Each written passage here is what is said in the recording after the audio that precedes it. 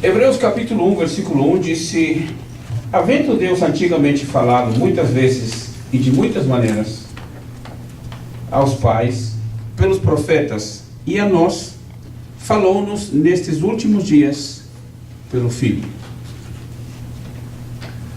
Na aula anterior, ou na classe anterior, ou no estudo anterior, nós analisamos algumas coisas e estou aqui para fazer um repasso.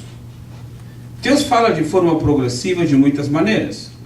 Deus muda a sua maneira de falar na medida em que nós entendemos e avançamos no conhecimento de sua vontade. Na medida que vamos conhecendo, na medida que vamos entendendo, Deus vai mudando essa maneira de se comunicar conosco. É como a mãe que ensina seu filhinho, sua filhinha quando é pequeno, ensina algumas coisas. Quando a criança aprende, já não há necessidade de ensinar isso. Aí passa a ensinar outras coisas. Porque aquilo que foi ensinado, aquilo que foi passado, aquilo que foi relembrado, a criança aprendeu, não precisa falar mais. Em Atos 16 e 7, que ainda não é o texto dado aos irmãos, temos escrito que Paulo chegou a Mísia e queria ir a Bitínia, mas o Espírito de Deus não lhe permitiu. Então, o texto bíblico não explica como foi que o Espírito não lhe permitiu a Paulo ir para Bitínia. Não tem nada claro. Só o texto diz que Paulo foi impedido, ou o Espírito não lhe permitiu ir a Bitínia. Foi então impedido. Agora como, o que aconteceu, o que fez, não se explica. Só se fala que houve um impedimento espiritual. No caso de Jonas, temos também um outro exemplo. Deus disse para Jonas ir para Nínive, e Jonas decide para ir em direção a Tarsis. Mas a ordem inicial, a palavra principal dada por Deus, era para que Jonas fosse a Nínive. Se ele quis ir para Tarsis, Deus lhe permitiu.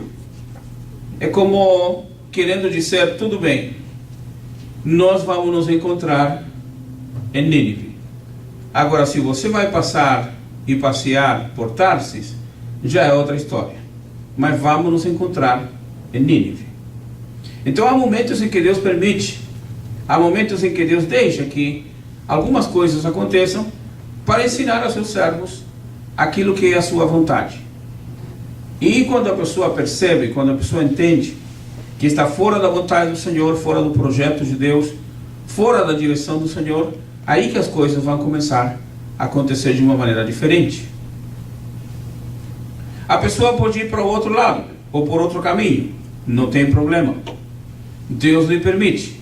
O importante é que tem que chegar em Nínive. Ou seja, como eu disse semana passada, se ele quer ir de navio, vai. Se ele quer ir de um outro meio de transporte, como ele foi, também foi. Ou seja, o importante é que ele chegue lá. Se quiser ir caminhando, também pode. Vai chegar em Nínive porque Deus deu essa ordem. A voz de Deus é clara, direta e confortadora. Precisamos deixar que Ele guie as nossas vidas. Quando Deus revela seu caráter e nós o conhecemos, então aí sim, quando conhecemos ao Senhor, Deus revelou seu caráter, a partir daí passamos a entender os seus propósitos, que é uma coisa fundamental. Sem entender os propósitos de Deus, sem entender o direcionar de Deus, sem entender a vontade de Deus, fica difícil, porque a pessoa de repente vai pensar, vai entender que Deus está com um projeto, que Deus tem uma direção, que Deus tem uma determinação, e a pessoa vai fazer aquilo que ela acha ou entende que Deus quer fazer. Há crentes que têm muita dificuldade nisso aí, de entender o que Deus quer.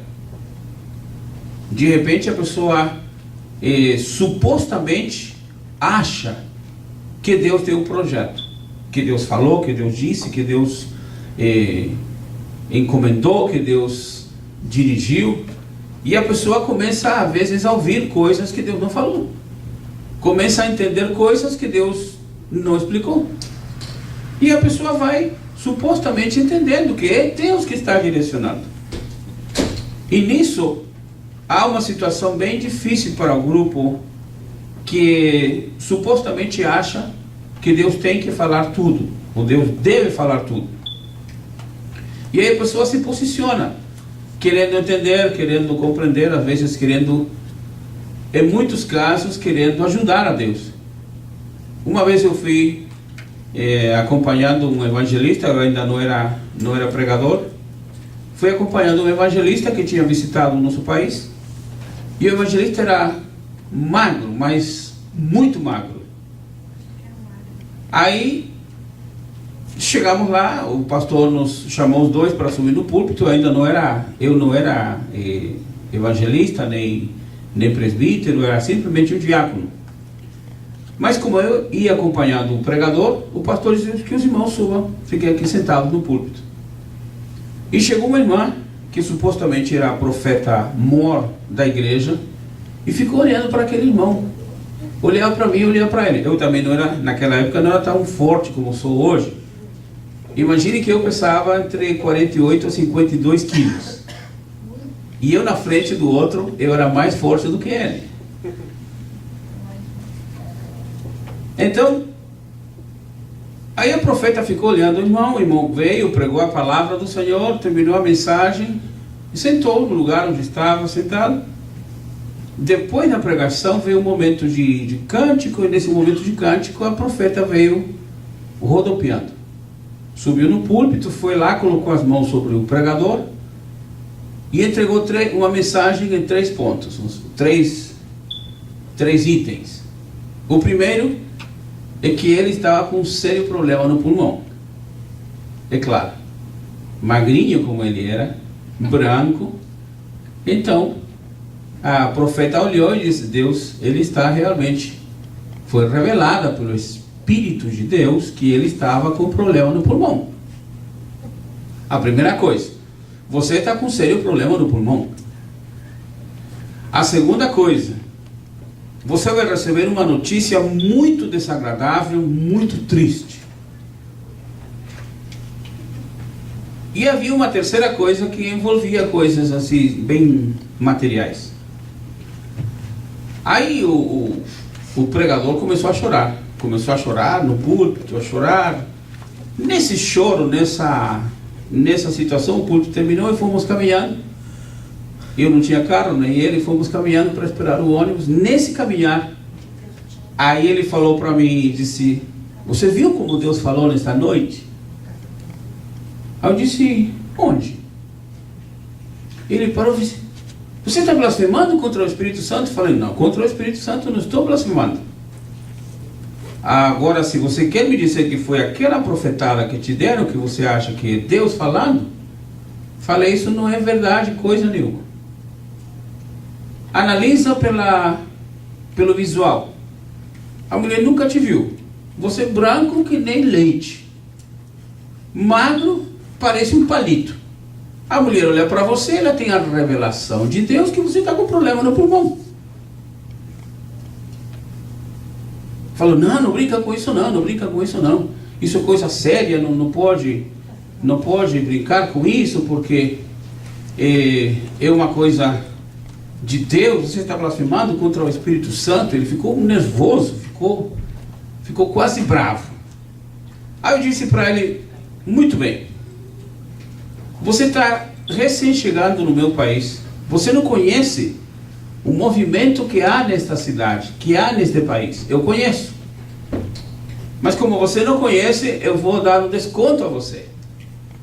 Agora, para que você aprenda a ter experiência com este tipo de coisas, eu disse: se é Deus que falou com você, então significa que eu estou blasfemando contra o Espírito Santo.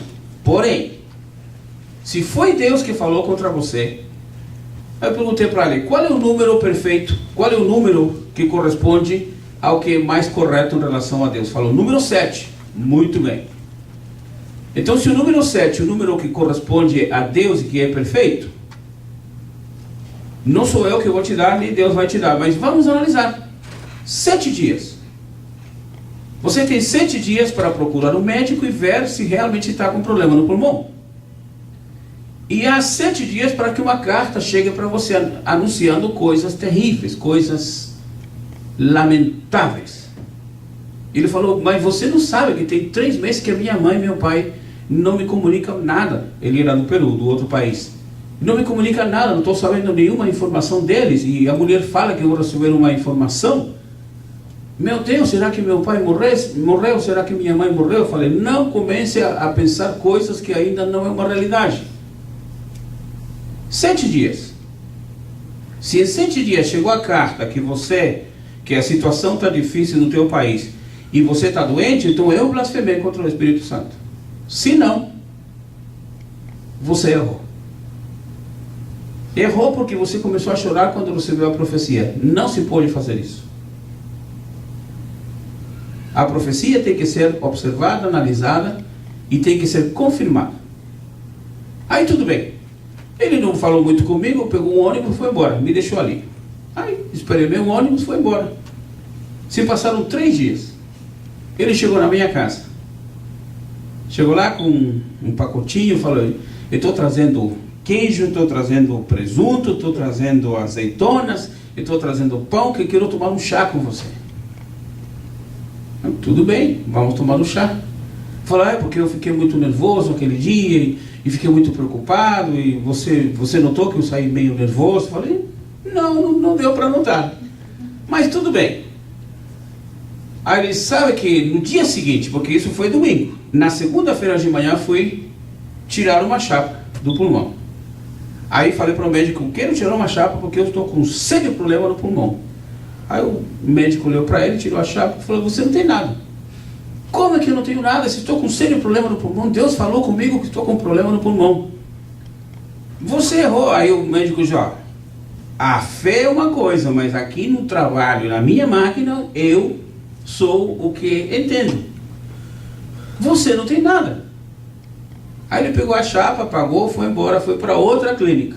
Eu quero tirar uma chapa do pulmão, porque estou com problema no pulmão.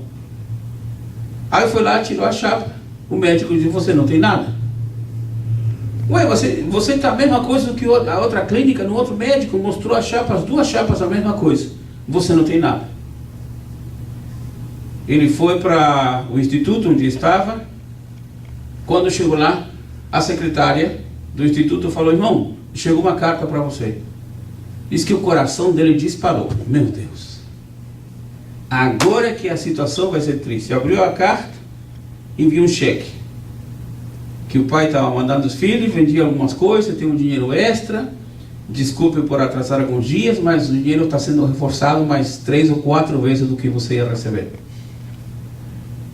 Aí ele foi, trocou o cheque, comprou as coisas, foi lá em casa e falou, eu quero te pedir perdão, ou desculpas, porque eu nunca tinha escutado uma profecia assim, me deram uma profecia, eu pensei que estava com problema no pulmão e que a notícia era ruim.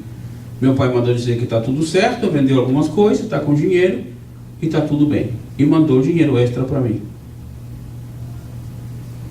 Então, é necessário entender que a maneira como Deus fala não é às vezes a maneira como nós pensamos que Deus fala. Há pessoas que acham que Deus falou. Um dia eu cheguei numa casa e a irmã estava falando, eu já falei para você. Se você não for embora, eu vou falar com o papai do céu, vocês todos vão morrer. Aí eu cheguei, a irmã estava... Falou, pastor, tudo bem, o meu pastor chegou depois e falou com vocês. Aí eu disse, pastor, eu estava falando com as formigas, dizendo para elas que se elas não vão embora, eu vou falar para o meu pai que meu pai vai matar todas vocês. E elas me entendem. Falei, então você conseguiu descobrir a comunicação com as formigas. Que maravilha. Eu disse, não, é Deus que fala comigo e Deus me dá a revelação para eu poder falar com as formigas. Então há pessoas que acham que Deus fala dessas maneiras. Não digo que Deus não possa de repente fazer alguma coisa. Deus usou um jumento para falar com o profeta.